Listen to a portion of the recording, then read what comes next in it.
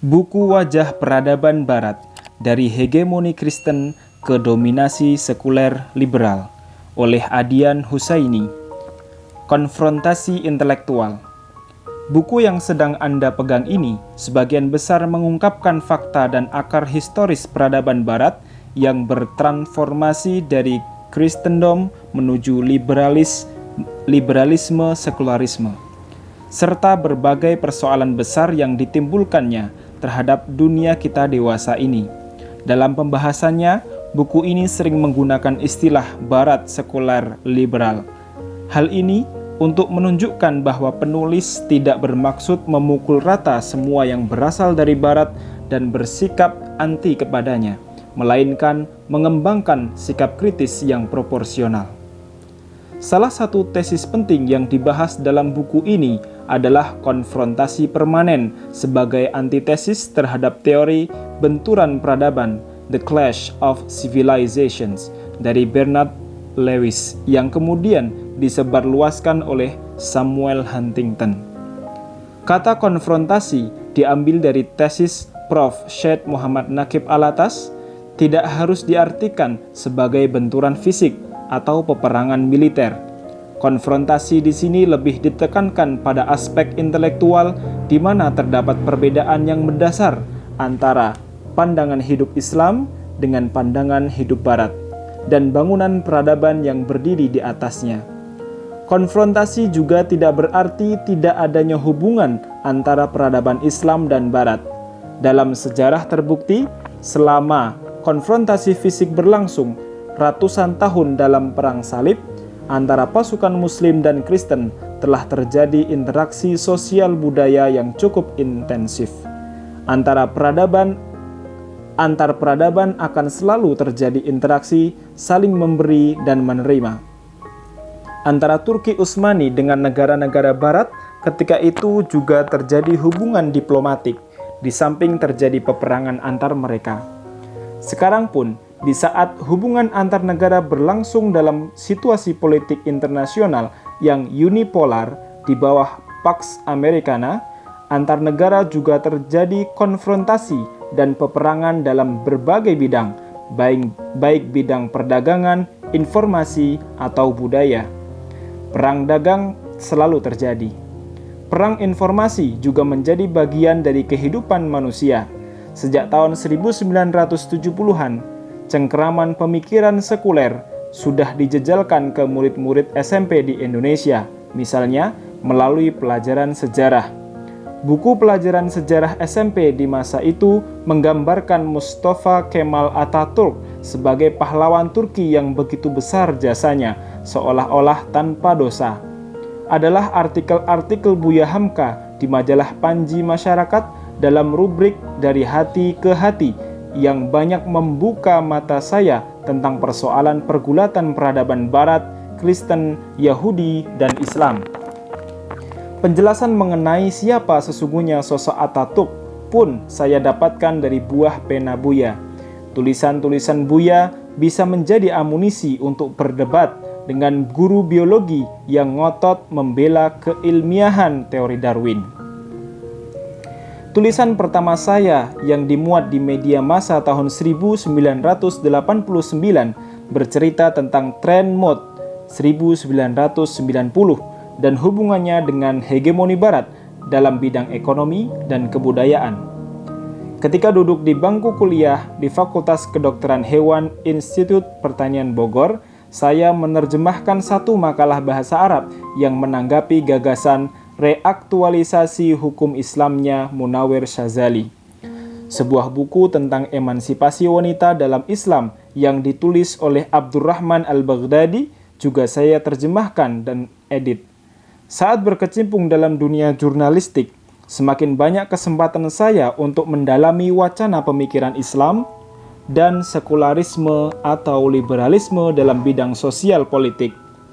Menjelang keberangkatan ke Malaysia untuk melanjutkan studi di ISTAK, saya sempat menulis satu buku yang mengkritik gagasan Islam liberal.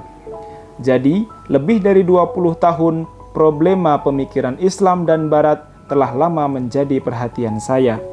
Kesempatan hadir di ISTAK tahun 2003 membuka lebar pandangan saya tentang betapa dalamnya hunjaman pemikiran Barat sekuler liberal ke alam pemikiran para cendekiawan Muslim.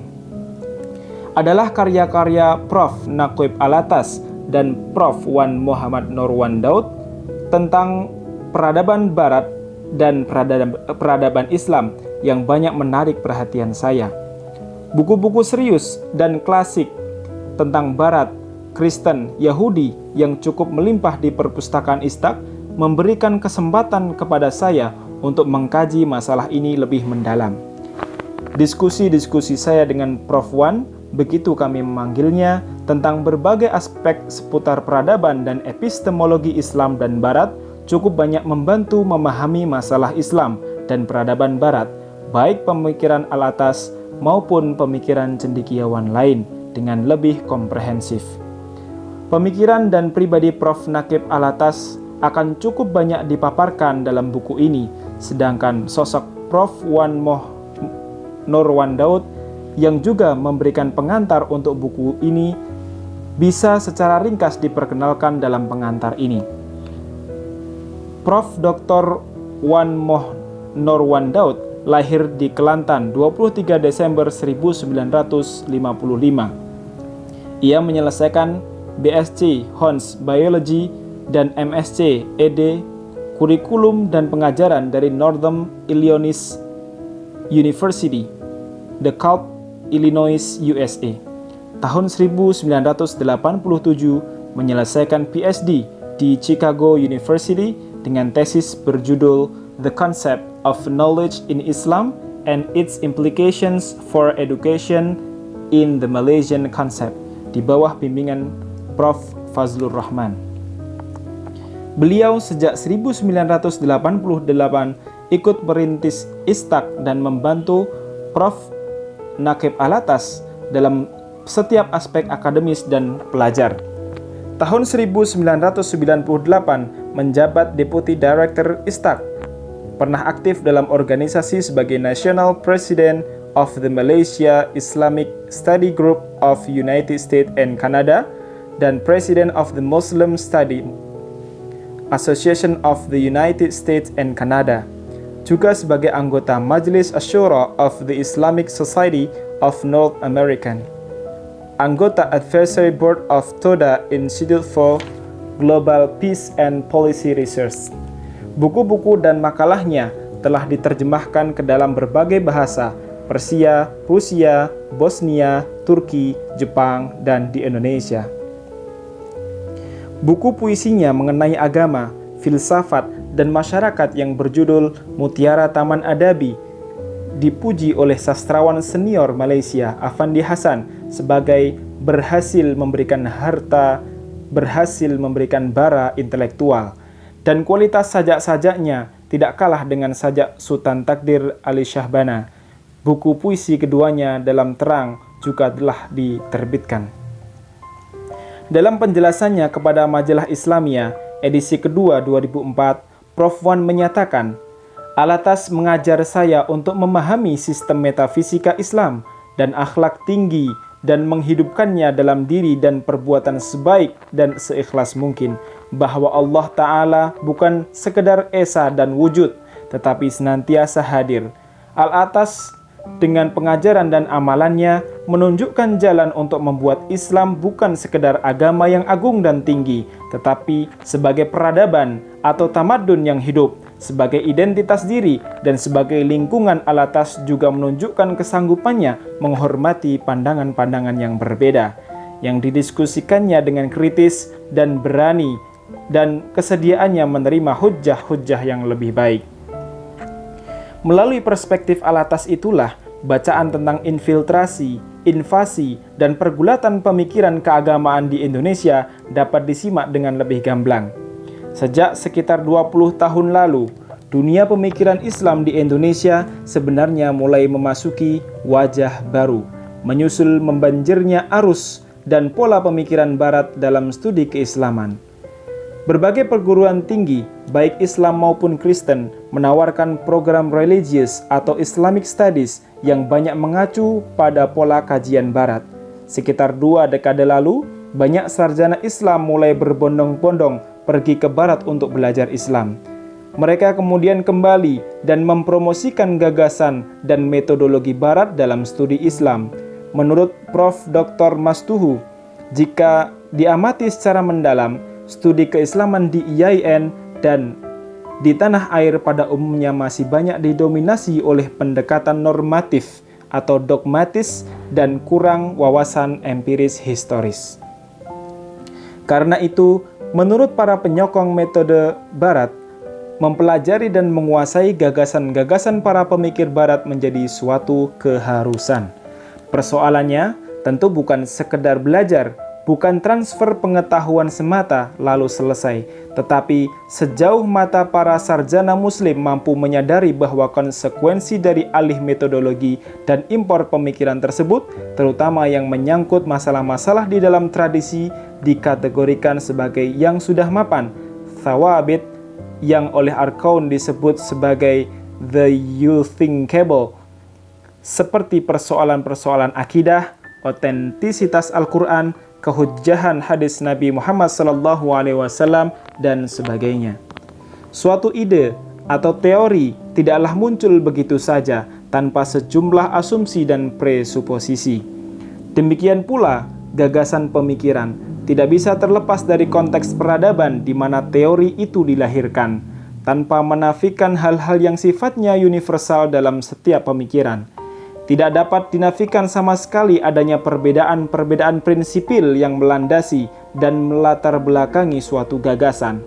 Sekulerisme dan liberalisme yang lahir dari rahim peradaban barat tidak terlepas dari problema sejarah dan keagamaan Kristen di barat.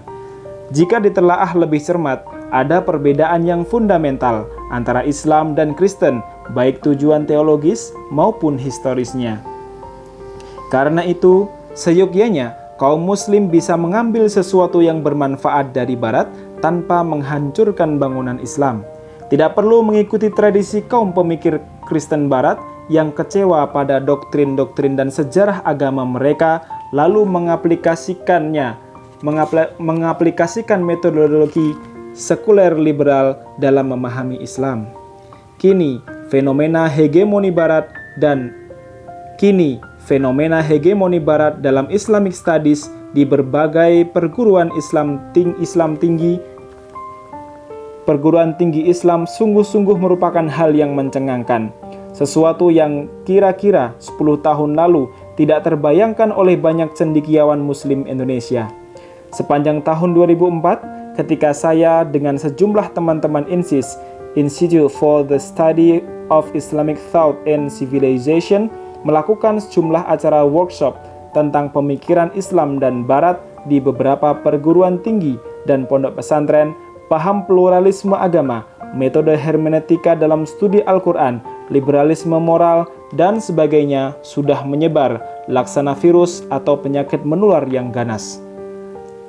Paham-paham dan pemikiran yang membongkar asas-asas Islam, bahkan yang terang-terangan melecehkan Islam, mendapatkan sokongan luas di kalangan dosen dan mahasiswa perguruan tinggi Islam. Tentu saja harus diakui, Barat memang memiliki berbagai keunggulan dalam studi Islam, karena mereka sudah menyiapkan hal ini dengan sungguh-sungguh selama ratusan tahun. Literatur keislaman juga berhasil mereka himpun dengan baik. Sarjana-sarjana dan pakar di berbagai bidang kajian Islam juga sudah mereka miliki. Dengan keunggulan ekonomi, mereka juga memberikan fasilitas belajar yang nyaman kepada banyak sarjana muslim dari berbagai dunia Islam. Maka, setiap tahun, kita menyaksikan ribuan sarjana muslim belajar tentang Islam kepada sarjana-sarjana Yahudi dan Kristen. Sementara itu, pada saat yang sama, hampir tidak ditemukan ada sarjana Kristen Yahudi yang belajar tentang agama mereka kepada sarjana Muslim. Tentu ini bahan untuk introspeksi diri. Belajar kepada siapa saja memang tidak salah. Yang penting memahami mana emas dan mana besi berkarat, mana sampo dan mana oli. Untuk memahami itu, tentunya perlu persiapan yang matang, sedangkan ironisnya, fasilitas kajian tentang hal itu di Indonesia masih sangat minim. Padahal, untuk kebutuhan saat ini, untuk menjadi Muslim yang berkualitas, mutlak diperlukan pemahaman terhadap Islam yang baik, sekaligus memahami peradaban Barat. Sebab peradaban Baratlah yang sekarang sedang menguasai dunia dan memaksakan nilai-nilai dan pandangan hidupnya di samping produk-produk ekonominya untuk dikonsumsi umat manusia. Sebagaimana bisa disimak dalam buku ini, peradaban Barat sejatinya merupakan ramuan dari unsur-unsur Yunani kuno, Kristen, dan tradisi paganisme Eropa.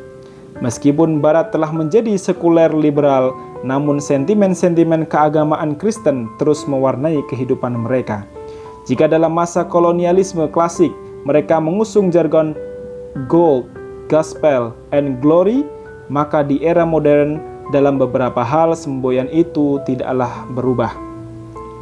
Jika dianalisis secara mendalam, serbuan Amerika Serikat terhadap Irak tahun 2003 dan dukungannya yang terus-menerus terhadap Israel juga tidak terlepas dari unsur gold, gospel, and glory. Meskipun berbeda dalam banyak hal, unsur-unsur Barat sekuler liberal kadang bisa bertemu dengan kepentingan misi Kristen atau sentimen Kristen. Di masa klasik dulu, seorang misionaris legendaris Henry Martyn menyatakan, "Saya datang menemui umat Islam tidak dengan senjata, tapi dengan kata-kata, tidak dengan pasukan, tapi dengan akal sehat, tidak dengan kebencian, tapi dengan cinta." Ia berpendapat bahwa perang salib telah gagal. Karena itu, untuk menaklukkan dunia Islam, dia mengajukan resep, gunakan kata, logika, dan cinta, bukan kekuatan senjata atau kekerasan. Misionaris lainnya, Raymond Lull, juga menyatakan hal senada. "Kulihat banyak kesatria pergi ke tanah suci di seberang lautan, dan kupikir mereka akan merebutnya dengan kekuatan senjata. Tapi akhirnya semua hancur sebelum mereka mendapatkan apa yang tadinya ingin mereka rebut."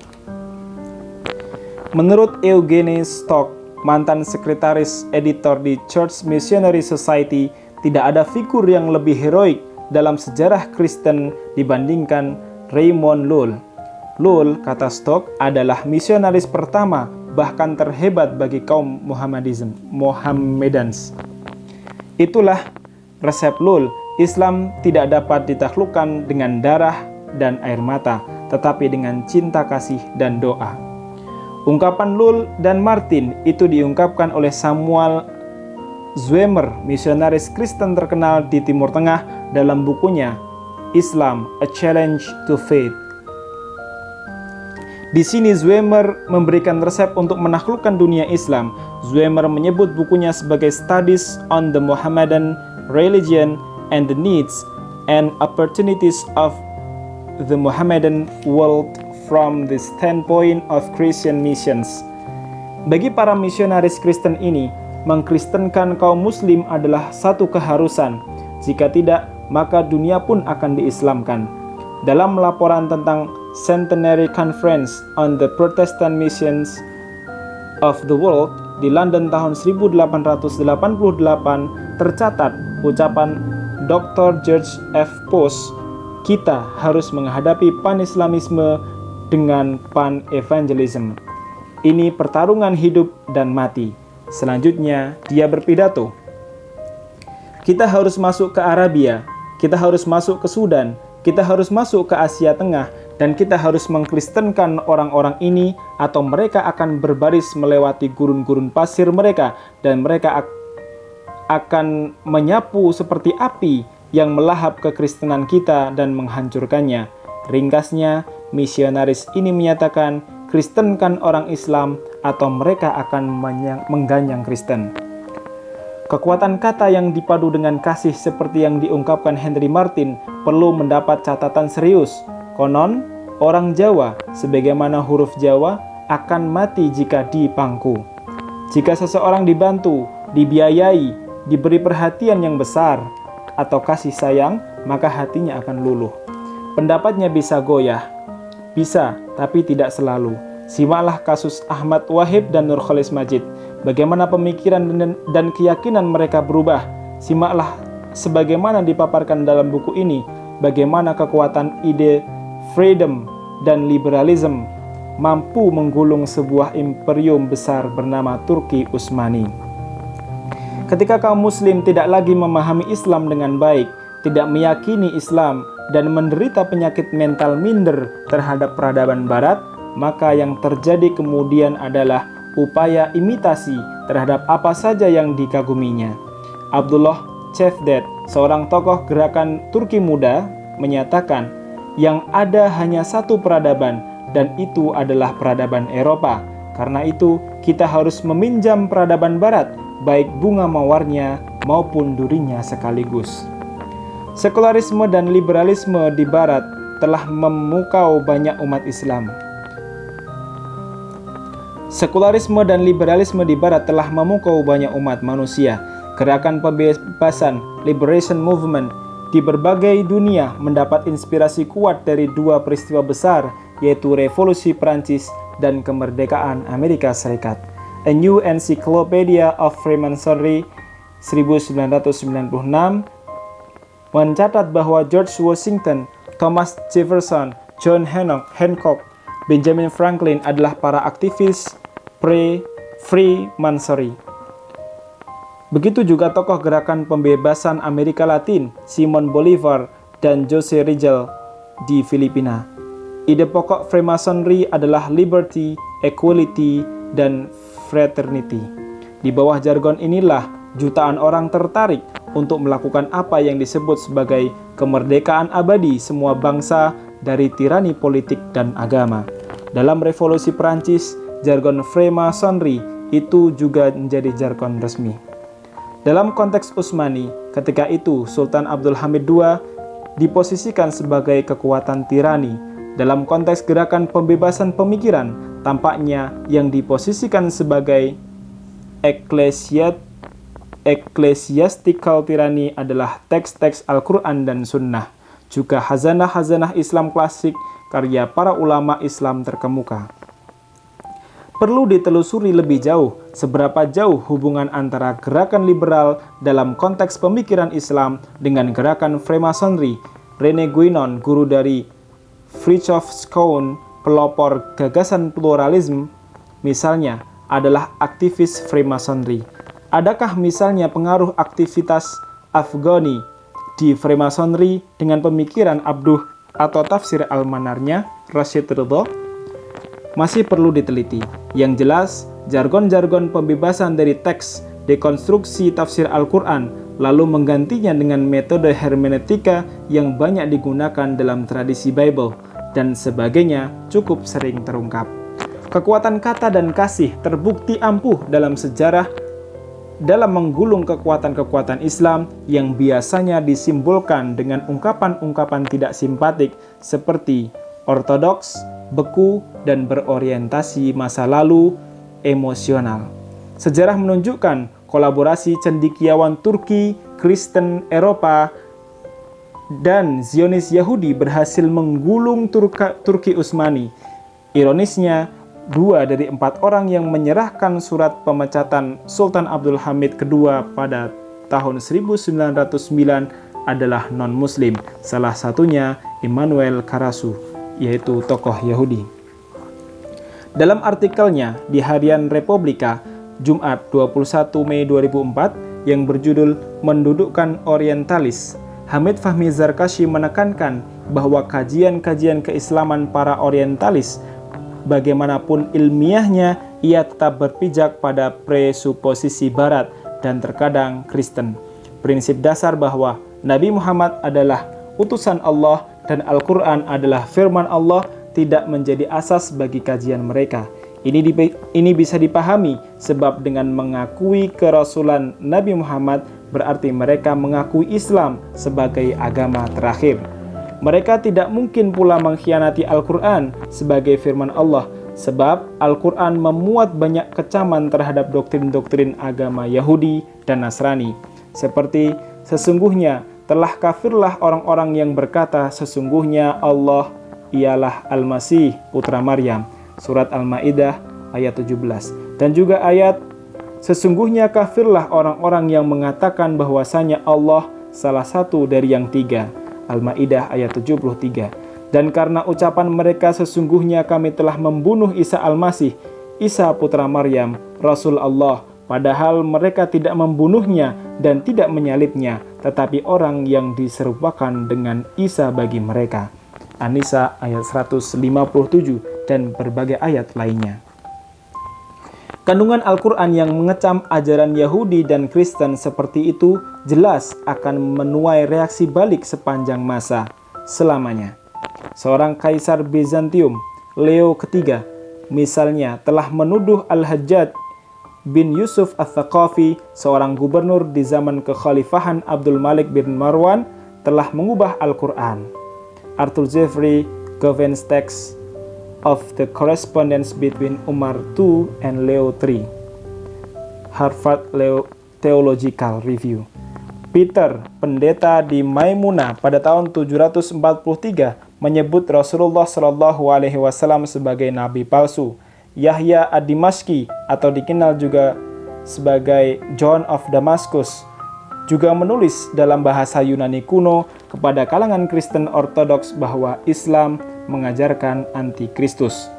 John of Damascus berpendapat bahwa Muhammad adalah seorang penipu kepada orang Arab yang bodoh. Dengan liciknya, katanya, Muhammad bisa mengawini Khadijah sehingga mendapat kekayaan dan kesenangan. Dengan cerdasnya, Muhammad menyembunyikan penyakit epilepsinya ketika menerima wahyu dari Jibril. Muhammad memiliki hobi perang karena nafsu seksnya tidak tersalurkan. Kata Daniel J. Zahas, John of Damascus on Islam, The Heresy of the Islamilites. Seirama dengan John of Damascus, Pastor BD dari Inggris yang hidup pada tahun 673 sampai 735 Masehi berpendapat Muhammad adalah seorang manusia padang pasir yang liar, a wild man of desert. Beth menggambarkan Muhammad sebagai kasar, cinta perang dan biadab, buta huruf, berstatus sosial rendah, bodoh tentang dogma Kristen dan tamak kuasa, sehingga ia menjadi penguasa dan mengklaim dirinya nabi. Sikap menghina Rasulullah SAW berlanjut pada zaman pertengahan barat. Pada saat itu, Rasulullah SAW disebut sebagai Mahon atau juga Mahon, Mahun, Mahomet di dalam bahasa Perancis, Mahon di dalam bahasa Jerman, Mahmet yang sinonim dengan setan atau berhala. Jadi, Muhammad bukan sebagai seorang nabi palsu. Lebih dari itu, ia merupakan seorang penyembah berhala yang disembah oleh orang Arab yang bodoh. Kata Mahon inilah yang digunakan pula oleh Salman Rushdie sebagai tokoh utama dalam novel The Satanic Verse. Pada zaman kelahiran kembali atau Renaissance Barat dan zaman reformasi, pencitraan buruk terus berlanjut. Marloves Tamburlain menuduh Al-Quran sebagai karya setan. Martin Luther menganggap Muhammad sebagai orang jahat dan mengutuknya sebagai anak setan.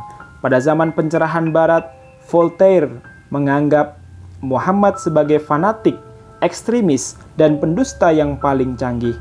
Biografi Rasulullah SAW beserta Al-Quran terus menjadi target. Snock Hurgronje mengatakan, pada zaman skeptik kita ini, sangat sedikit sekali yang di atas kritik, dan suatu hari nanti kita mungkin mengharapkan untuk mendengar bahwa Muhammad tidak pernah ada. Harapan Hurgronje ini selanjutnya terrealisasikan dalam pemikiran Klimovich yang menulis sebuah artikel diterbitkan pada tahun 1930 dengan berjudul Did Muhammad Exist? Dalam artikel tersebut, Klimovich menyimpulkan bahwa semua sumber informasi tentang kehidupan Muhammad adalah buatan belaka. Muhammad adalah fiksi yang wajib, karena selalu ada asumsi setiap agama harus mempunyai pendiri. Sikap para orientalis seperti itu tidak bisa disederhanakan kategorisasinya menjadi orientalis klasik yang berbeda dengan orientalis kontemporer. Orientalis kontemporer tetap mengusung gagasan orientalis klasik, sekalipun dengan kadar, cara, dan strategi yang berbeda. Intinya sama saja, yaitu mengingkari kenabian Muhammad dan kebenaran Al-Quran. Penolakan seperti itu adalah loci komunis, commonplace dalam pemikiran para orientalis. Ini bisa dimengerti karena eksistensi agama mereka tergugat dengan munculnya Islam. Karena hal ini juga wajar jika kajian mereka kepada Rasulullah SAW dan Al-Quran tidak dibangun dari keimanan sebagaimana sikap seorang Muslim. Para orientalis yang mengkaji bidang teologi dan filsafat Islam sejak MacDonald, Alfred Guillemot, Montgomery Watt, atau sebelumnya hingga Majid Fakhri, Henry Corbin, Michael Frank, Richard G. McCarthy, Harry Wolfson, dan lain-lain mempunyai framework yang hampir sama. Di antara asumsi yang umum mereka pegang erat-erat adalah bahwa filsafat, sains, dan hal-hal yang rasional tidak ada akarnya dalam Islam. Islam hanyalah karbon kopi dari pemikiran Yunani. Padahal, diskursus filsafat di Ionia tidak ada apa-apanya dibandingkan wacana yang bersifat metafisis pada awal tradisi pemikiran Islam yang berkembang di zaman Nabi dan sahabat. Artinya, para orientalis tidak mau mengakui bahwa pandangan hidup Islam adalah unsur utama berkembangnya peradaban Islam. Sikap simpatik para orientalis terhadap Islam tidak serta-merta menjadikan pemikiran mereka menjadi benar, sebab asumsi dan juga konsekuensi dari framework di atas adalah pengingkaran terhadap tradisi intelektual Islam yang berbasis pada wahyu. Transmisi ilmu pengetahuan melalui sumber yang disebut kabar mutawatir tidak diakui oleh mereka sebagai valid. Jadi, sekalipun pengetahuan mereka tentang sejarah pemikiran keislaman mendalam, namun kajian mereka tetap fragmentatif. Mereka tidak menghubungkan kajian mereka tentang Islam yang spesifik dengan prinsip yang umum dan universal. Kajian mereka tentang hal-hal yang spesifik seperti tentang sejarah Al-Quran, etika dalam Islam, politik dalam Islam, dan lain-lain tidak dikaitkan dengan makna Islam sebagai suatu agama dan pandangan hidup yang memiliki prinsip dan tradisinya sendiri. Prinsip bahwa ilmu mendorong kepada iman, misalnya, tidak tercermin dalam tulisan-tulisan mereka. Ilmu-ilmu keislaman yang mereka miliki tidak mendorong pembacanya untuk beriman kepada Allah Subhanahu wa Ta'ala. Tidak juga membuat mereka sendiri yakin dalam kebenaran Islam. Yang jelas, mereka tidak bisa disebut sebagai ulama. Sebagai penutup, perlu dicatat bahwa Islam adalah agama dan pandangan hidup yang telah melahirkan peradaban yang gemilang. Untuk mempertahankan dan mengembangkan peradaban Islam tidak berarti menolak mentah-mentah masuknya unsur-unsur peradaban asing. Sebaliknya, untuk bersikap adil terhadap peradaban lain tidak berarti bersikap permisif terhadap masuknya segala macam unsur dari peradaban lain tanpa proses adaptasi. Demikian paparan Hamid Fahmi Zarkashi, Direktur INSIS, Institute for the Study of Islamic Thought and Civilization. Dua kalimat terakhir paparan Hamid Fahmi itu perlu digarisbawahi, bahwa sejak kelahirannya Islam tidak pernah menolak berinteraksi dengan peradaban lain. Ketika itu, di masa-masa embrionalnya, Islam sudah berhadapan dengan dua peradaban besar, Persia dan Romawi. Tetapi Islam tidak minder dan gentar. Secara keilmuan, kemudian terbukti para cendekiawan Muslim mampu menyerap berbagai khazanah keilmuan asing melalui proses adopsi dan adaptasi, yang sebenarnya merupakan proses islamisasi ilmu. Proses menolak dan menetapkan rad dan itsbat praktis berlangsung dengan baik.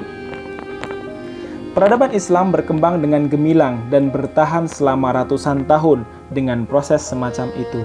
Tentu saja, kini persoalannya menjadi lain. Di samping hegemoni peradaban barat yang sangat kuat, tradisi keilmuan di kalangan kaum muslim juga tidak berkembang dengan baik.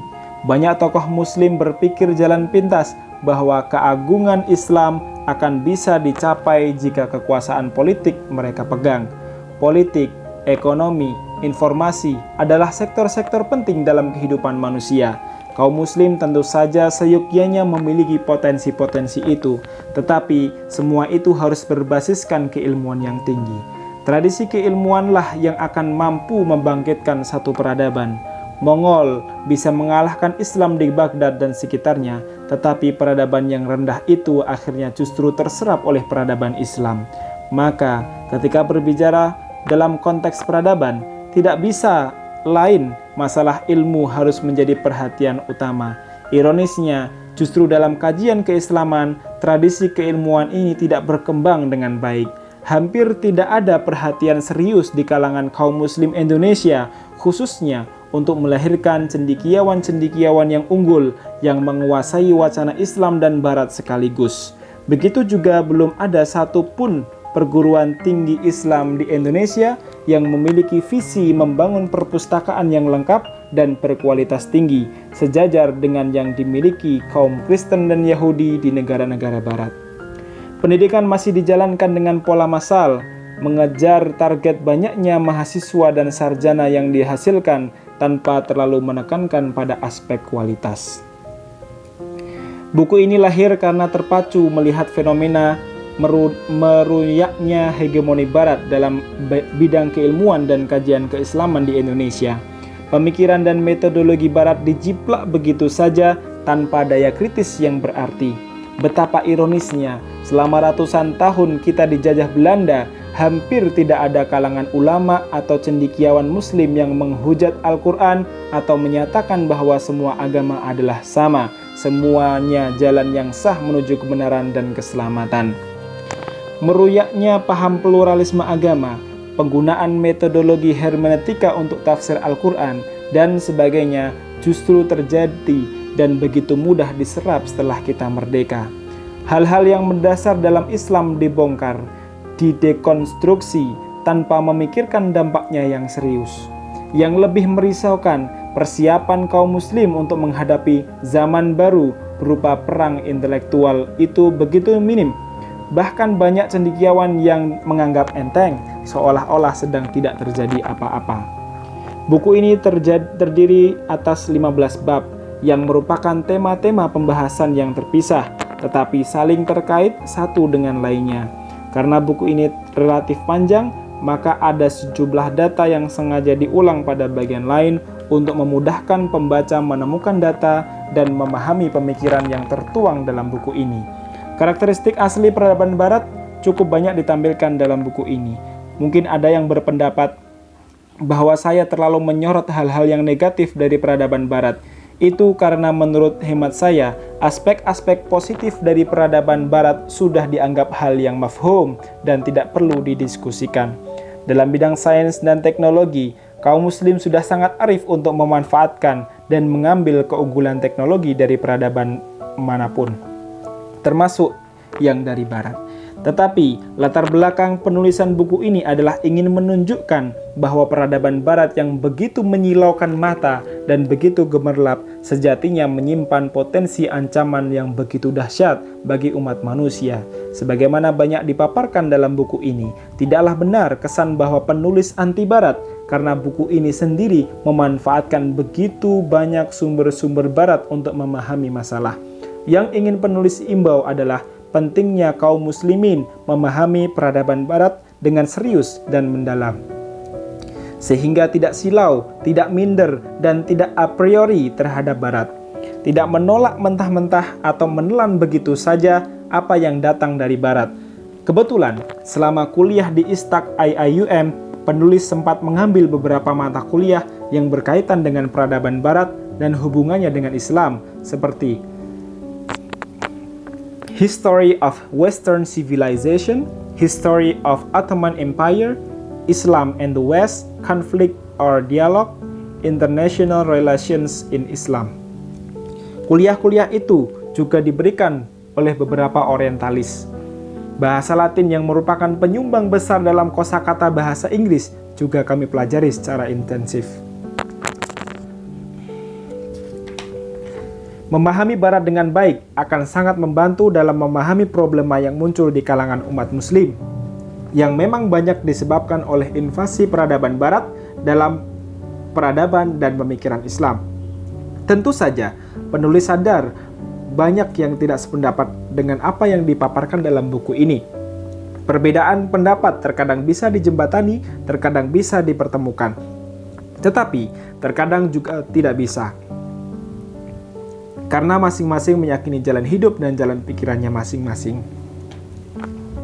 Akhirul kalam, semoga buku ini bermanfaat, tentu saja bagi yang mau mengambil manfaat. Terima kasih kepada berbagai pihak yang tidak dapat pun disebutkan satu persatu namanya di sini. Semoga semua bantuan dan dorongan yang memungkinkan terbitnya buku ini menjadi amal ibadah. Kuala Lumpur, 19 Februari 2005, Adian Husaini.